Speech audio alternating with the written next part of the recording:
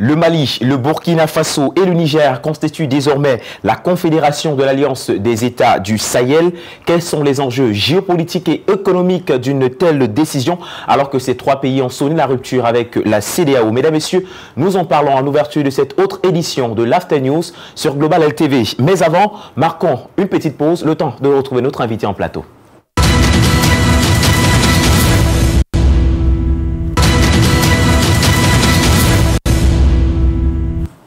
Dr Cole François, enseignant-chercheur, est notre invité dans le cadre de cette édition de l'After News. Bonsoir et bienvenue. Bonsoir Pythagore, bonsoir à tous nos téléspectateurs. Alors, Dr Cole François, nous allons ouvrir cette édition avec ce sujet qui défraie la chronique depuis quelques temps déjà. Donald Trump et Joe Biden ont eu leur premier face-à-face en vue de la présidentielle à venir du côté des États-Unis d'Amérique. Et au sorti justement de ce débat, il y a quelques couacs qui ont été observés de part et d'autre, notamment l'état de forme du président Joe Biden et les procès qui sont collés au président américain, ou alors l'ancien président américain Donald Trump. Vous qui avez certainement eu vent de cette actualité, Dr Cole François, dites-nous, entre républicains et démocrates, à l'issue de ce débat, vous voyez qui remportait cette échéance électorale? Non, mais vous voyez qui, ça c'est une question qui a sa réponse qui coule de source, parce que même le président Biden a avoué qu'il n'a pas fait un bon débat. Mais je voudrais dire que c'est ce que l'Amérique nous présente aujourd'hui, ou présente aujourd'hui à la face du monde, est quand même très humiliant. Connaissant toutes les leçons, tout le statut de soldat du monde que les États-Unis ont souvent eu à arborer pour donner des leçons aux pays africains, aux pays asiatiques, aujourd'hui, voir un président qui perd la langue, qui perd les idées, qui s'entremêle les chevaux, qui se met les pinceaux au cours des débats à moins de 30 minutes du début. Et tout au long du débat, c'est tellement humiliant qu'on se demande ce que les États-Unis veulent vraiment montrer au monde. Puisque vous avez dit, en dehors de cela, nous remarquons aussi que le président Trump, beaucoup de choses lui sont reprochées au niveau interne, au niveau de sa gestion, n'est-ce pas, de l'État, au niveau du fisc, au niveau, n'est-ce pas, de la transition qu'il y a eu entre lui et Joe Biden, qu'aujourd'hui, que ce soit ces deux seuls citoyens américains, que les uns et les autres aient eu à présenter la face du monde, c'est comme si dans ce pays-là, on ne peut pas trouver meilleur que Biden au niveau des démocrates, meilleur que Trump au niveau des républicains. Somme toute, le président Biden a pris la parole, je crois, dans 2 ou 3 médias américains au lendemain pour expliquer que ce qui est arrivé, c'était rien, qu'il continue à avoir la possibilité de diriger les États-Unis, mais je pense que il ne faudrait pas être allé dans les plus grandes universités du monde pour comprendre qu'il y a quelque chose qui ne va pas. Je pense que quelque chose devrait être fait d'ici là. Voilà, Dr Cole François, on va parler justement, je l'annonçais en ouverture de cette édition, le 6 juin 2024, l'Alliance des États du Sahel a tenu du côté de Niamey son tout premier sommet à l'issue duquel elle est devenue confédération de l'Alliance des États du Sahel. Pour comprendre les enjeux géopolitiques et économiques de cette annonce, je vous propose tout d'abord de suivre cet élément que nous propose notre réalisation. C'est donc un fait historique. Pour la toute première fois, les pays membres de l'Alliance des États du Sahel se sont réunis à Niamey.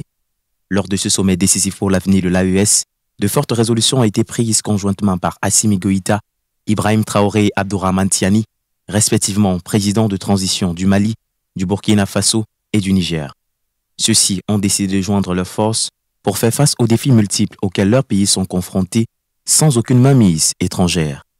Il déclare donc qu'il transforme l'Alliance des États du Sahel en confédération. Il nous appartient aujourd'hui de faire la confédération Alliance des États du Sahel.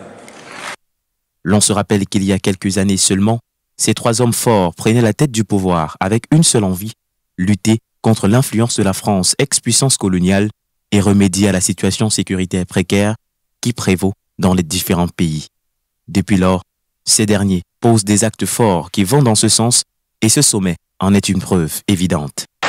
Ainsi, naquit l'AES le 16 septembre 2023 dans une architecture de défense mutuelle. Mais nous avons jugé nécessaire de prolonger et d'agrandir donc l'architecture de l'AES. Ce qui nous rassemble aujourd'hui doit nous permettre d'aller sur d'autres terrains en plus de la défense, notamment les finances et l'économie, les infrastructures, la santé, l'éducation, bref, j'en passe. En septembre 2023, les représentants du Mali, du Burkina Faso et du Niger s'étaient concertés pour créer leur alliance et 4 mois plus tard, ceux-ci annonçaient leur sortie de la communauté des États de l'Afrique de l'Ouest. Malgré le retrait des sanctions sur le Niger en février dernier, les relations sont restées glaciales entre le pays et l'organisation sous-régionale. Alors que le colonel Assimi Goïta, le capitaine Ibrahim Traoré et le général Abdourahmane Tiani accusent la CEDEAO d'être inféodée à la France, ceux-ci sonnent définitivement la rupture avec cette organisation et entendent à travers cette nouvelle confédération qui les lie, travailler en synergie pour assumer eux-mêmes la prise en main de l'avenir de leur pays.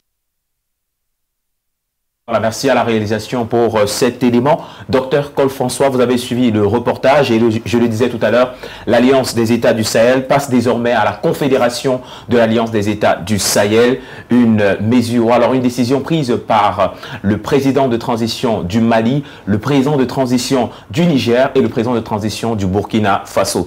Est-ce qu'on pourrait qualifier cette décision, docteur Cole-François, de révolution?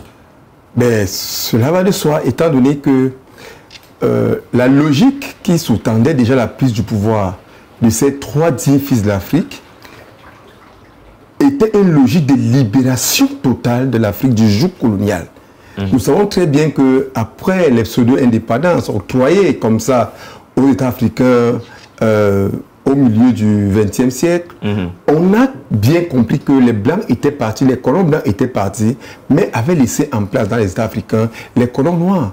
Et vous savez très bien que les pays comme le Niger, riche en uranium, le Burkina Faso et le Mali, riches en or, sont néanmoins restés au bas du tableau dans l'indice de développement humain qui sont faits, ces indices qui sont généralement rendus par les grandes institutions statistiques mondiales. Mais on pouvait en plus se demander comment est-ce qu'un pays riche dans son sous-sol peut continuer à être pauvre sur le plan du développement humain.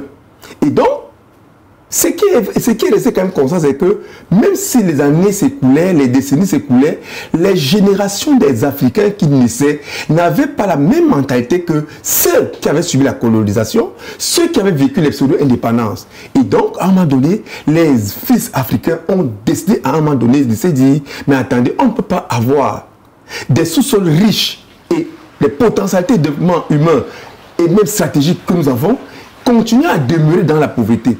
Voilà donc ce qui pousse, n'est-ce pas, la naissance déjà de l'Alliance des États du Sahel, parce que nous avons toujours demandé à nos chefs d'État en Afrique de pouvoir se mutualiser au niveau des États et au niveau des peuples. C'est vrai qu'on va vous rétorquer que la CEDEAO avait déjà cette mutualisation, cette ouverture, oui, mais sauf que la CEDEAO restait chapeautée par qui? Par la France, qui apporte des financements, qui décide au niveau de la Banque centrale, qui a la même mise sur les richesses.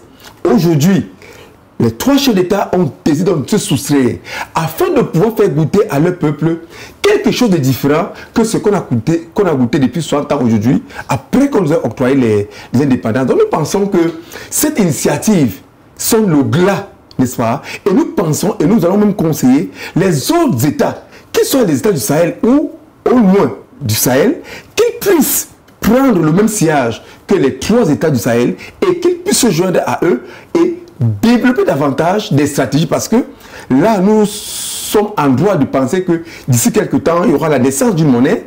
Nous y reviendrons, docteur François. Ouais. Pour le moment, vous avez qualifié justement ce geste-là de révolution et vous avez dit que c'était de bonne guerre pour les peuples africains de se lancer dans ce genre d'initiative pour sortir totalement du joug colonial. Alors, docteur Cole-François, vous savez, ou alors nous savons tous que cette décision prise par ces États de l'Alliance du Sahel aura des répercussions.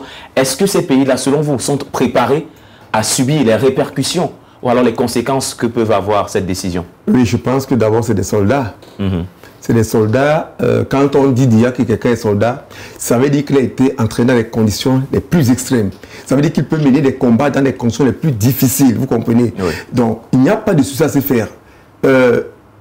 Hormis cela, si vous pensez que vous avez détaché du mastodonte comme la CEDEAO, qui a le soutien des grands États européens, et pensez qu'on va vous dérouler un lit en or, douillet et tout, et autres, c'est se tromper. Ce qui est évident, c'est que même à l'intérieur de ces États, il y a des fils de ces pays-là qui, eux aussi, se nourrissent de la mamelle, n'est-ce pas, étrangère, qui ne vont pas vouloir que les choses changent. Vous savez, très souvent, nous avons assisté à des guerres fratricides. Ça veut dire qu'on opposait dans le même État les fils du pays pour se livrer des guerres et on renverse juste la guerre là à partir de l'extérieur. Donc ceux qui se sentaient très bien à l'aise, vous pensez que si Mohamed Bazoum aujourd'hui, l'ex-président nigérien, avait la possibilité de faire les choses sur ce projet, il le ferait échouer. Pourquoi? Parce que lui, il était dans les bonnes grâces de la France. La France qu'il avait lui-même appelé à l'époque de défendre son État face à un terrorisme dont nous tous on sait aujourd'hui qui sont les financiers. Vous savez que récemment on a découvert les fous bien quelque part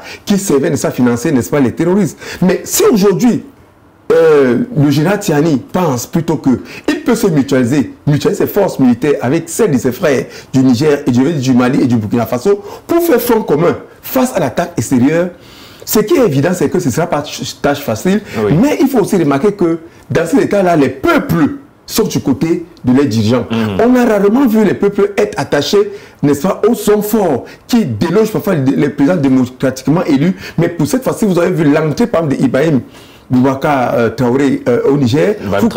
Oui, vous comprenez. Après, on va déjà taper le macadam sur presque 9 km à pied avec toute cette population qui les soutenait. Cela veut dire quelque chose. Donc je pense que le combat ne sera pas aisé, mais je crois que la victoire sera probable. Et avec le soutien de la population, Dr Cole-François, vous pensez que cette victoire-là sera du côté de l'Alliance des États du Sahel? Ben oui, peut-être même au-delà de ce que nous imaginons, parce qu'avec ce que nous voyons aujourd'hui à l'AES, je pense qu'il y a certains États africains qui sont en train de réfléchir par deux fois. Malgré les soubresauts qu'on observe, comme le disait encore le président Traoré, malgré les petits soubresauts qu'on peut ressentir au niveau du Bénin et de la Côte d'Ivoire, vous savez ce qu'il a dit à propos, mais nous pensons qu'à l'intérieur de la Côte d'Ivoire, et même si vous avez suivi le discours du jeune président sénégalais, nous pensons que des lignes peuvent bouger d'ici là. Donc en dehors de la force que va apporter l'énergie qu'apportera le peuple de l'AES, nous sommes sûrs que les frontières de l'AES vont s'élargir vers les autres États. Nous en parlerons, Dr Cole-François. Pour le moment, arrêtons-nous sur la capacité de ces États, justement, de ces trois puissances à gérer leur autonomie. Désormais, ils ont sonné la rupture avec la CEDEAO. Est-ce qu'ils ont déjà les moyens pour assumer leur économie et les moyens même pour assumer leur politique? Dr Cole-François. Je le disais d'emblée, hein, vous savez, quand on ne veut pas que vous fassiez quelque chose, on vous demande quels moyens est-ce que vous disposez. Mais je vous rappelle une chose, on ne peut qualifier quelque chose d'échec que lorsque cette chose a essayé d'être faite. Vous ne pouvez pas avoir échoué, je voudrais dire, si vous n'avez jamais essayé de faire quelque chose. Les États du Sahel ont tous les moyens aujourd'hui pour mener à bien leur politique, qu'elle soit du développement humain, du développement structurel ou du développement militaire. On sait par exemple que ces États ont d'autres alliances qu'elles sont en train de se lier avec d'autres grandes puissances mondiales qui ne viennent pas vers elles ces États-là comme étant des néocolons, mais ils viennent comme étant des véritables partenaires. Et quand vous recevez donc les gens qui viennent vers vous comme des véritables partenaires, ça veut dire que les choses se négocient facilement au niveau de la formation des hommes sur le plan, n'est-ce pas, militaire, au niveau de la dotation, n'est-ce pas, des moyens militaires, au niveau, n'est-ce pas, même de l'endossement des devises. Parce que si vous partez analyser les richesses, je crois que si je ne me trompe pas, nous sommes aujourd'hui au 700e anniversaire de la première fois où les Burkinabés ont offert, je crois le roi Burkinabé a offert de l'or au Vatican il y a 700 ans, 7 siècles aujourd'hui. Ça veut dire que c'est depuis très longtemps que ces États regorgent des richesses et que cela soit connu de l'extérieur. À partir du moment où les États du Sahel auront de quoi proposer à leurs partenaires extérieurs, s'ils sont dans un contrat, dans un partenariat de gagnant-gagnant, je suis sûr que ce soit sur le plan de la formation, que sur le plan scientifique, sur le plan de la coopération militaire ou économique, les États sont bien partis. Déjà que leurs ressources du sous-sol parlent en leur faveur. Voilà. Alors, Dr Cole-François, pour sortir de cette thématique, est-ce que vous pensez qu'à l'avenir, l'Alliance des États du Sahel, ou alors la Confédération de l'Alliance des États du Sahel pourra avoir d'autres membres, que ce soit dans la sous-région, ou alors que ce soit sur le plan sous-régional ou alors hors de l'Afrique de l'Ouest? Oui, ce qui est évident est que si d'ici quelques années, les autres peuples africains remarquent que le Burkina Faso, qui était classé le dernier pays le plus pauvre du monde, est remonté substantiellement dans le classement fait par les grands films statistiques du mondial, et qu'on se rende compte que le Niger et le Mali ne sont plus, n'est-ce pas, logés dans la même enceinte qu'elles ont souvent été depuis plus de 60 ans, c'est les peuples qui vont réclamer, tout au moins, qu'il y ait une rupture claire et nette entre le néocolon et les États. Et l'exemple viendra d'où? L'exemple viendra des États de la Confédération du Sahel, qui seront non plus pour modèle. Et je suis sûr qu'avec l'émancipation, avec la jeunesse, avec l'intelligence que les jeunes Africains ont aujourd'hui, les dirigeants seront poussés à bout. Oui. Une fois que, par exemple, la monnaie sera mise sur pied, une fois que les banques seront établies, et que les échanges et que les constructions infrastructurelles seront lancées, imaginez-vous, si dans quelques années, on vous dit que les Camerounais sont en train de traverser la frontière pour aller trouver le travail au Niger, que les Ivoiriens sont en train de monter au Mali travailler, que les Sénégalais, si ces choses peuvent se réaliser, et que les peuples se rendent compte que hier, le Niger était moins loti que nous, mais qu'aujourd'hui, les Africains du Cameroun, du Mali, non, je veux dire, du Tchad, peut-être du Sénégal, la SCA, sont en train de courir, aller chercher le bonheur. On ne va plus en Europe, mais on va plutôt ici à côté. Les dirigeants de ces États-là sont obligés de réfléchir par deux fois. Soit ils vont rompre leurs relations actuelles avec le colon, soit donc, ils vont s'allier. Ça dit qu'utiliser par exemple la même monnaie, utiliser peut-être les mêmes devises, bref, pratiquer les mêmes politiques qu'on souscrit à la Confédération. Voilà pourquoi je vous disais tout à l'heure que nous allons observer à un élargissement, n'est-ce pas, des frontières de la Confédération de l'AES. Ce qui est évident, c'est cela. Parce que, tel que c'est parti, nous voyons déjà aujourd'hui je crois que c'est cette semaine que le Burkina Faso a demandé que la relecture, le Burkina Faso, bien je crois le Mali, a demandé qu'il y ait relecture au niveau, n'est-ce pas, des contrats miniers qu'il y avait entre ces États-là et les Occidentaux. Oui. Toutes ces choses vont faire que les réformes vont être menées. Et je ne pense pas que les réformes seront menées dans le but de rendre, une fois de plus, esclavagistes nos États, mais au contraire, dans le but de les délivrer, de les émanciper. En tout cas, nous allons suivre cette affaire, Dr François, de très près et voir l'évolution, justement, de la décision qui a été prise le 6 juillet dernier du côté de Niamey par les trois pays qui je m'excuse, oui, je voulais juste ajouter une chose. Allez-y. Vous voyez, tout à l'heure me poser la question de ce qui va se passer entre ces États et les nouveaux États. Le frémissement qu'a provoqué, n'est-ce pas, les assises du 6, on a observé la CEDEAO qui a siégé le 7, qui est en train de demander aux États de la Confédération de ne pas sortir de la CEDEAO. Cela veut dire ce que cela veut dire. D'accord. Alors, Dr François, comme je disais, on va certainement revenir sur cette actualité puisque au fil du temps, elle évolue. Donc, on aura l'occasion d'y revenir dans nos prochaines éditions. Vous savez, l'After News, c'est deux thématiques. La deuxième thématique, il s'agit du sommet de l'OTAN qui s'est tenu du 9 au 11 juillet 2024 du côté de Washington. On va rappeler que l'organisation du traité de l'Atlantique Nord a justement commémoré le 75e anniversaire depuis sa création. On va rappeler au passage que l'OTAN a été fondée le 4 avril 1949. Mais ce qui nous intéresse dans cette édition de l'After News, c'est justement la position ou alors le regard de l'Afrique vis-à-vis de cette organisation. On en parle après cet élément que nous propose toujours notre réalisation. Diviser l'Afrique, la maintenir appauvrie, afin de mieux contrôler ses richesses, c'est le credo du néocolonialisme. Au nombre des instruments employés pour cette besogne, il y a l'alliance du traité de l'Atlantique Nord, l'OTAN, qui en ce moment tient ce 75e sommet. Un dessin de cette structure malveillante vis-à-vis du continent noir, dissimulé sous un vernis des accords. Ce n'est pas une organisation internationale. Ce n'est pas une organisation internationale.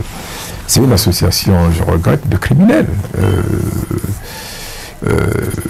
C'est une entente entre, je dirais même pas des États, entre des groupes de pression militaro-industriels dont l'objectif est de dominer le monde. Voilà qui contraste avec des dizaines de bases militaires des pays de l'OTAN installées sur le sol africain pour surveiller et protéger les flux d'approvisionnement en richesses naturelles bon marché. Le moindre mouvement populaire et de ses personnalités contre le néocolonialisme fait de ces derniers une cible de l'OTAN. Le guide libyen, le colonel Kadhafi, en 2008 payait le prix de son idée, celle seulement d'une création d'une banque panafricaine. Le président a réussi dans sa programmation pour ce qu'elle voulait faire en Libye, pour ce qu'elle voulait que la Libye devienne. Était devenu un centre de pensée importante dans la projection d'une Afrique unie et même d'une monnaie africaine. On parle plus d'un fonds monétaire africain, je pense que c'est tombé à l'eau. À la place, on vous bricole des tas de conneries qui ne correspondent pas en réalité à ce que pensait quelqu'un comme Kadhafi. Aux avant-postes de son exécution, l'OTAN. Mais l'hostilité de l'Afrique pour l'OTAN est aujourd'hui à peine voilée. L'Alliance des États du Sahel n'ont pas dilué des propos lorsqu'ils ont exigé le déguerpissement des bases militaires de cette structure de leur territoire. En 2023, les bases françaises fermaient les portes au Mali. Si en apparence des organisations sous-régionales semblent prêter le flanc aux promesses de pseudo-protection de l'Afrique, il reste évident que l'OTAN connaît une grande réprobation d'une nouvelle génération, celle-là qui aime vraiment l'Afrique. Voilà, merci à la réalisation pour cet élément de Colin Bécatal qui nous plonge justement dans la deuxième partie de cette émission, l'AFTA News. Dr Cole François, vous avez suivi le reportage. En tant qu'Africain aujourd'hui, quel est votre regard personnel face à cette organisation, l'OTAN? Non, mais déjà, il faut faire remarquer que l'OTAN n'avait pas été créé dans le but de rendre la vie facile aux Africains. Parce que déjà, on se rend compte que l'OTAN, c'est une organisation, c'est le bras armé, n'est-ce pas, des grandes multinationales, qu'elles soient pharmaceutiques, qu'elles soient financières. Alors, quand on met l'OTAN en place, c'est parce qu'on ne voulait plus voir les États européens se livrer guerre entre eux. Maintenant, à l'époque, l'URSS existait encore. Et je crois que cela participait aussi de cette guerre froide qu'on observait entre les deux grands blocs. Il fallait donc créer quelque chose qui mettait ensemble les Européens et les Américains. Ils ont donc mis en place l'OTAN, qui est l'organisation de la garantie du traité Atlantique Nord. Alors, aujourd'hui, en tant qu'Africains, je pense que nous ne devons pas avoir un regard favorable vis-à-vis de cette organisation qui n'a jamais rien fait de bon pour l'Afrique. Regardez avec quel mépris, quand il dit mépris vis-à-vis même de leur propre institution qui est l'ONU, l'OTAN s'est avancé en Libye pour faire de la Libye ce que la Libye est devenue aujourd'hui et partant de là, ce que l'Afrique subsaharienne est devenue, parce que tous ces djihadistes que nous observons aujourd'hui avec les noms différents, Al-Qaïda, Boko Haram et autres, tout cela découle des fragments, n'est-ce pas, de la dislocation de l'État libyen. Or, qui était à la manœuvre de cette histoire? C'était les États de l'OTAN.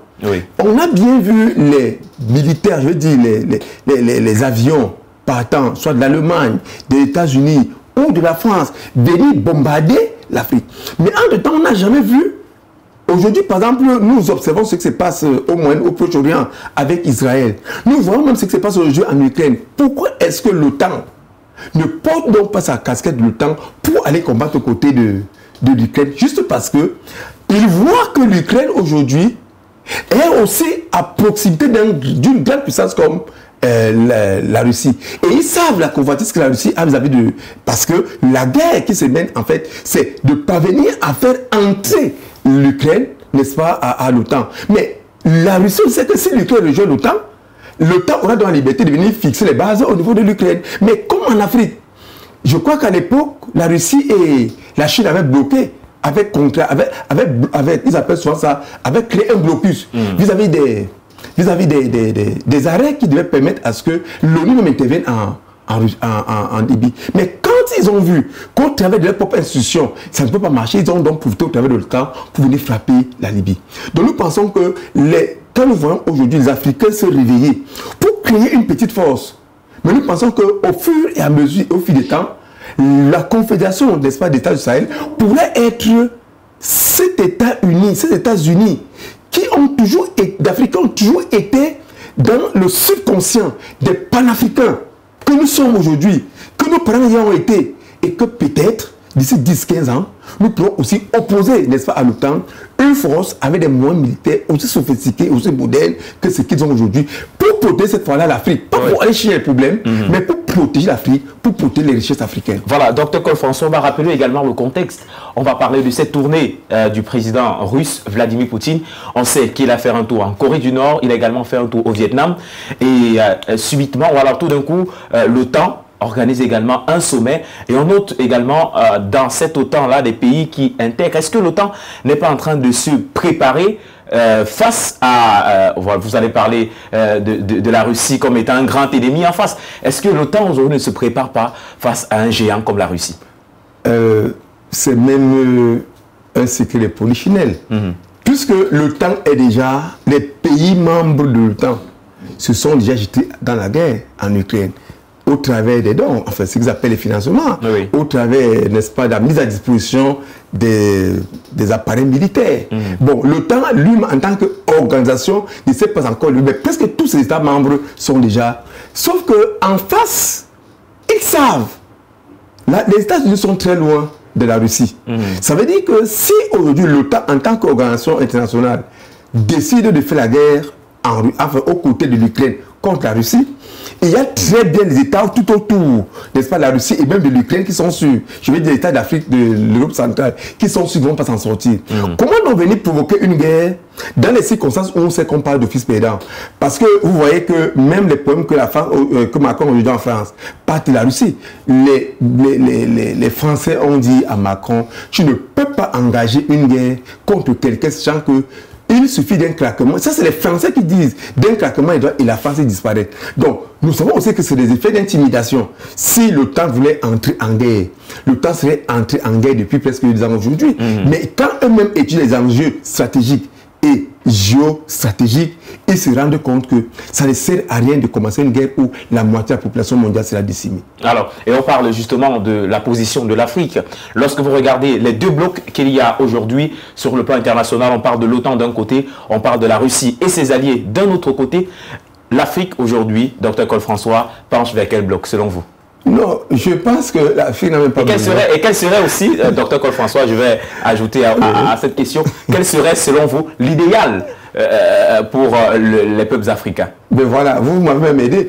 En fait, l'Afrique n'a pas besoin de choisir. L'Afrique, c'est une jeune fille, la jeune fille qui, à la fin de l'âge, avec toute sa beauté, qui resplendit sous le soleil, mais qui est donc convoitée. Puisqu'aujourd'hui, les États européens, américains, sont des États totalement appauvris à cause de la surexploitation minière du sous-sol. Et même au niveau de la richesse du sol, on se rend compte que ces États n'ont plus rien. Ils sont aujourd'hui obligés d'aller peut-être vers les zones arctiques et antarctiques pour essayer de rechercher les énergies nouvelles, les sources d'enrichissement nouvelles. Mais cependant, l'Afrique regorge encore la quasi-totalité de ses richesses souterraines. C'est pour ça que je voudrais donc vous dire que ce n'est pas l'Afrique qui choisit. C'est tout le monde qui voudrait être bien vu en Afrique. Mais je pense que certains ont eu la chance de montrer à l'Afrique ce qu'ils étaient capables. Et en ce temps, on a vu que tout ce dont ils étaient capables était de venir prendre en Afrique pour aller développer le chez eux et laisser l'Afrique dans la disette de la pauvreté. Et donc, il serait pour moi préférable qu'on essaie avec d'autres. Avec la nouvelle classe dirigeante africaine d'aujourd'hui, regardez, la moyenne d'âge des 3 présidents dont nous parlons au premier sujet, ils n'atteignent pas 50 ans. Donc c'est une jeune élite africaine qui devrait essayer aujourd'hui avec la Chine, qui devrait essayer aujourd'hui avec la Russie, et leur accordé aussi 60 ans. Dans 60 ans, même si ce n'est pas nous, nos enfants, au moins, sera pour nous dire, enfin, pour analyser et comparer, n'est-ce pas, les deux périodes. Mais je pense que la Russie n'a jamais été colon, n'a jamais colonisé l'État en Afrique.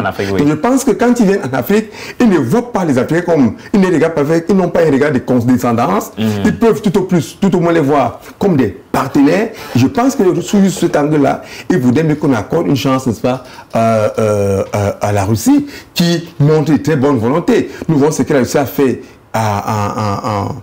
en RCA. Nous voyons aujourd'hui le départ des Français et des Américains du Burkina Faso, du Mali, du Niger. On voit la Russie s'installer et on voit ce que la Russie apporte. La coopération sur le plan militaire, sur le plan agricole, sur le plan scientifique, sur le plan de la formation. Je pense que c'est un partenaire qui est en train de montrer toutes les gages de bonne volonté. Et nous devons croire que ça continue ainsi, même au niveau de nos langues nationales, nous devons recommencer à réfléchir parce que si un partenaire se montre aussi loyaliste et aussi respectueux vis-à-vis de nous, nous devons aussi essayer de mieux nous accoutumer, ne serait-ce qu'au niveau de la culturation de la langue. Voilà, merci beaucoup Dr Col François. Malheureusement, il y a beaucoup de choses à dire, mais le temps est imparti. Merci Dr Col François d'avoir répondu présent une fois de plus à cette édition de l'After News. Merci. Merci. Voilà, on va se donner rendez-vous la semaine prochaine, vendredi, plus précisément pour décrypter et analyser l'actualité qui meublera la semaine à venir. Quant à moi, je vous souhaite de passer un excellent week-end en compagnie des programmes de Global LTV.